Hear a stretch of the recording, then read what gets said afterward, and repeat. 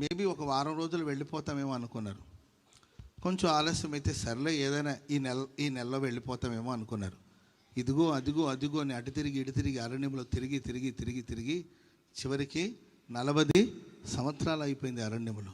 40 సంవత్సరాలు ఇదిగో అదిగో ఇదిగో అదిగో అంటున్నారు, కానీ ఇదిగో లేదు అదిగో లేదు. మేబీ ఆ మార్గాల్లో కొన్నిసార్లు సొమ్మసిల్లిపోయి ఉండొచ్చు, వాళ్ళు అలసిపోయి ఉండొచ్చు, నిరీక్షణ కోల్పోయి ఉండొచ్చు. నిజంగానే దేవుడే మనల్ని విడిపించాడా, దేవుడే మనల్ని నడిపించాడా అని ఆయా సందర్భాలు అనుకుని ఉండొచ్చు. కొన్నిసార్లు సణిగారు కూడా. ఆ సణిగిన దాన్ని దేవుడు విన్నాడు కూడా. ఆమెను చెప్పండి గట్టిగా. వాళ్ళు సణుగుతున్నప్పుడు ఎక్కడున్నారు చెప్పండి? సణుగుతున్నప్పుడు ఎక్కడున్నారు చెప్పండి చూద్దాం. ఎక్కడున్నారు?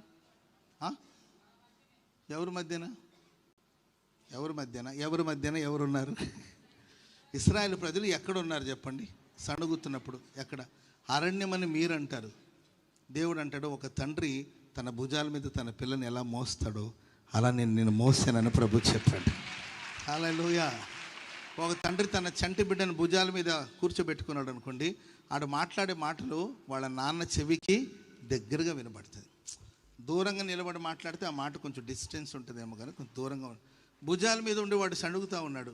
అప్పుడు ఆ మాటలన్నీ దేవుడికి వినబడి ఉంటుంది. ఏంటి ఇదేనా మన్నా, ఈ మన్నానేనా, ఏంటి స్పెషల్ లేదా, నాన్ వెజ్ లేదా, రోజు పప్పుచారేనా, కనీసం ఉప్పు చేప కూడా లేదా, ఉప్పు చేప వాసన చూసుకుని పప్పుచారు తాగేవాడు కదా అని వాళ్ళు అలసిపోయిన సందర్భాలు ఉన్నాయి. ఆ అలసటలో మాట్లాడిన సందర్భాలు ఉన్నాయి.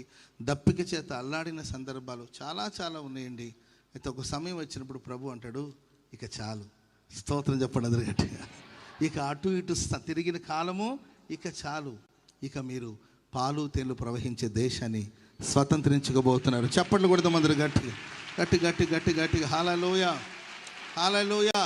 ఆయా సందర్భాలు మనం చాలయ్యా, ఈ జీవితం చాలు బాబు, ఇక నేను ఎవరి కోసం బతకాలి బాబు, అయ్యా నన్ను ప్రభు చేతికి అప్పచెప్పండి అనేవాళ్ళు కొంతమంది ఉంటారు. ఇక చాలయ్యా, ఇక నా వల్ల కావట్లే, ఈ వ్యాధిని మోయడం నా చేత కావట్లేదు బాబు, నా వల్ల కావట్లేదు అయ్యా, ఈ వ్యాధి నాకు రావడం ఏంటి బాబు, నేను ఎంతో పద్ధతిగా ఉన్నాను, పద్ధతిగా పెరిగాను, ఏ చెడు అలవాట్లేదు, ఈ మాయదారి రోగం నాకెందుకు వచ్చి సోకింది, ఇక నా వల్ల కావట్లేదు బాబు, ఇక్కడ బతకడం కన్నా అక్కడికి వెళ్ళడమే నాకు మేలు అనిపిస్తుంది, ఇక చాలయ్యా నాకు బ్రతుకు మీద తీపి లేదు అని మనం అనుకుంటూ ఉంటాం.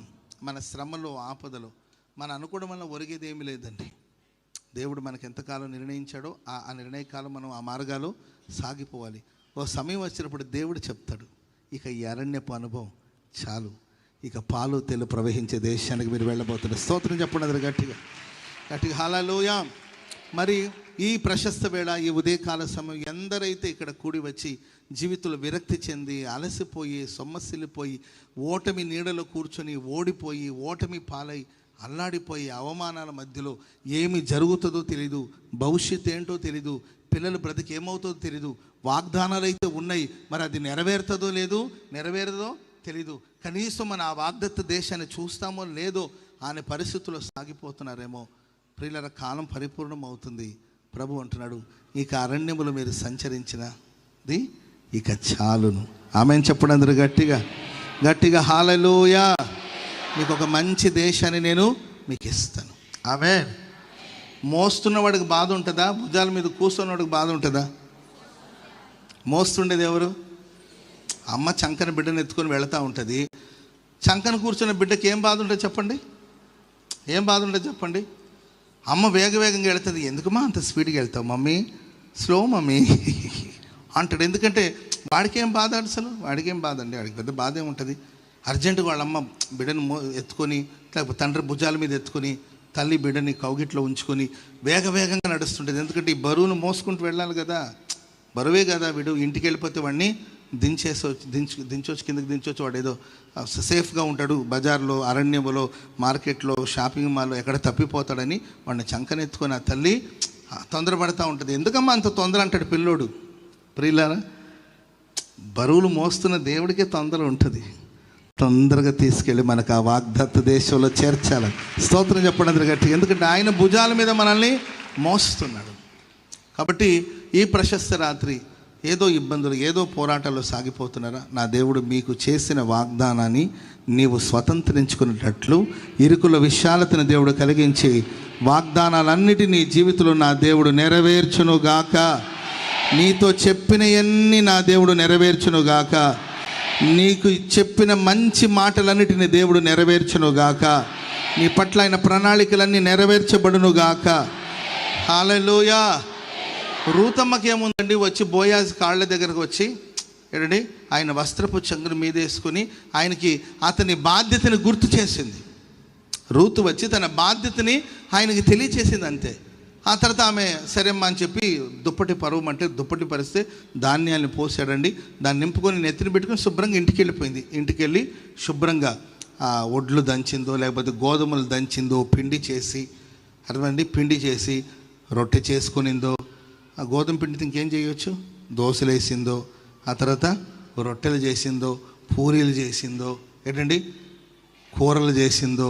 శుభ్రంగా అత్త కోడలు ఇద్దరు కూర్చొని కమ్మగా వండుకొని నాకు కొంచెం నెయ్యి అని ఇద్దరు కూర్చొని వేడివేడిగా నాకు ఒక రొట్టె అని ఇద్దరు కలిసి వాళ్ళు తింటున్నారు. వాళ్ళకి ఏమీ దిగులు లేదండి. దిగులంతా ఎవరికి ఇప్పుడు చెప్పాలి, ఎవరికి చెప్పాలండి దిగులు ఎవరికండి? ఈమె ప్రశాంతంగా నిద్రపోతుంది. ఈరోజు మొదలుకొని ప్రశాంతంగా నిద్రపోండి. Praise the lord. హల్లెలూయా. కమ్మగా తినండి, ప్రశాంతంగా నిద్రపోండి. మీరు అనుభవించిన బాధ, మీరు అనుభవించిన వేదన, మీరు అనుభవించిన మానసిక క్షోభ ఇవన్నిటికీ ఒక ముగింపు వచ్చింది. దేవుడు అంటున్నాడు, ఇక చాలు, నీవు ఆలోచించింది చాలు, నువ్వు దిగులు పడింది చాలు, ఇక వాగ్దత్త దేశంలో నీవు ప్రవేశించబోతున్నావు. మరి మేము చింతించకపోతే ఎట్లా అంటే, మీరు చింతించొద్దు, మీ నిమిత్తం నేను చింతిస్తాను. చెప్పండి కూడా అందరు గట్టిగా. ఇక బాధ్యత నాదే, వాగ్దాన్ని నెరవేర్చే బాధ్యత నాదే బాధ్యత. Praise the lord. బోయాజు చూడండి, అసలు ఆయనకి నిద్ర లేదు. ఇంట్లో ఏమైంది నాన్న, ఏమైంది, ఎందుకు నిద్రపోవట్లేదు, ఏంటి కలవరంగా ఉన్నామంటే, రేపు మాట్లాడాలి. అవతల వాడు ఏమని సమాధానం చెప్తాడు, రూతుకు నేను మాట ఇచ్చాను, రూతు బాధ్యత నేను తీసుకున్నాను. మధ్యలో ఎవరు దూరతారో, ఏంటండి ఏ పనికిమాలిన పనులు చేస్తారో, ఏ పుల్లలు పెడతారో మనకు తెలియదు. కండి పుల్లయ్యలు ఉంటారు కదండి, పుల్లలు పెట్టడానికి కోసమే కొందరు పుల్లయ్యలు ఉంటారు. ఏ పుల్లయ్య వచ్చి ఏ పుల్ల పెడతాడో, ఏ సమస్య వస్తుందో ఇవన్నీ క్లియర్ చేసిందాక నేను ఊరుకుండనని చెప్పి ఆయన ఊరకుండక రేపటి రోజు ఏంటండి ఆ సమస్య పరిష్కారం కోసం వాళ్ళు వచ్చి వీళ్ళు అత్తకోడలు ఇద్దరు కమ్మగా కూర్చొని తింటా ఉన్నారు. Praise the lord.